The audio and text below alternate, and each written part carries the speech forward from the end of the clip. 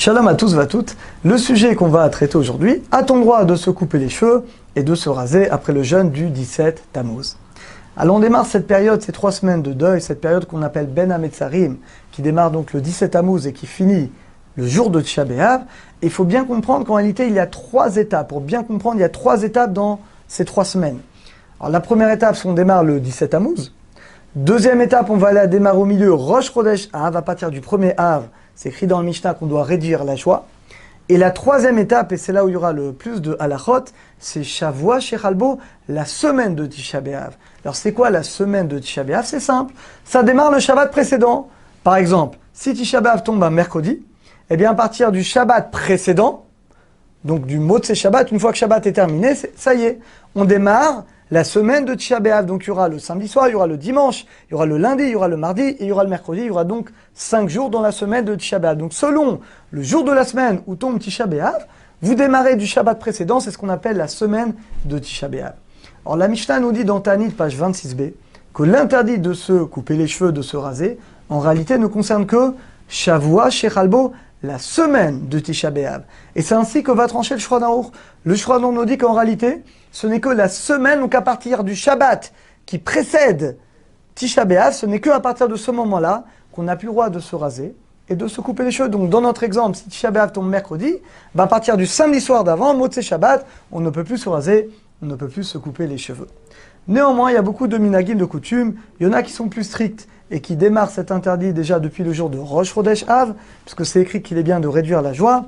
Et nos frères ashkénazim en général sont beaucoup plus stricts, puisque comme le Rama l'écrit dans Shulchan Aruch, le grand décisionnaire ashkénaze, il dit qu'il rapporte que l'habitude est de l'interdire depuis le jeûne du 17 Tammuz. C'est-à-dire concrètement, d'après nos frères ashkénazim et certains sfaradim, déjà depuis le 17 Tammuz, donc pendant 3 semaines, il ne se rase pas, il ne se coupe pas les cheveux. Il y en a d'autres qui démarrent depuis Rosh Chodesh Av, donc il va avoir 10 jours. Et d'après nous, en tout cas l'avis qui est ramené dans le Shulchan Aruch, c'est uniquement Shavua Shechalbo, uniquement la semaine de Tisha B'Av. Alors imaginons maintenant qu'il y a une Brit Mila, Mazel Tov. Est-ce qu'on peut dans ce cas-là permettre au papa, au sandak, au moël de se couper les cheveux, de se raser? La réponse est oui. Pourquoi? Parce que pour eux c'est un Yom Tov, c'est un jour de fête. Donc s'il y a une Brit Mila, le papa, uniquement le papa, le moël, le sandak, ils ont le droit de se raser, de se couper les cheveux. Pareil, un khatan qui est dans les Sheva Bachot, dans les 7 jours du mariage, il a le droit également de se raser, de se couper les cheveux. Mais attention, ça c'est uniquement après Rosh Chodesh Av. Mais dans Shavua Shechalbo, dans la semaine de Tisha B'Av, même eux n'auront pas le droit. Ça concrètement, étant donné que c'est interdit, il est écrit clairement dans la Mishnah. Là je parle de la semaine de Tisha B'Av, donc à partir du Shabbat précédent. Eh bien dans ce cas-là, même dans le cas d'une Brit Mila, même un Khatan, personne n'a le droit de se raser et de se couper les cheveux. Alors dit le Rav Yosef, si quelqu'un il doit rencontrer un chef d'État, un ministre, pour une raison impérieuse, il ne peut pas aller avec la barbe, il leur dit qu'il faut qu'il se débrouille, d'essayer de trouver, d'être au sandak, de porter le bébé, et après Rosh Chodesh, donc il porte le bébé, il peut se raser comme ça le jour de la Brit Mila, la veille au soir, mais ça marche uniquement avant la semaine. Mais une fois que la semaine de Tisha B'Av va démarrer, eh bien dans ce cas-là, on n'a plus le droit. Alors souvent, Tisha B'Av tombe Shabbat.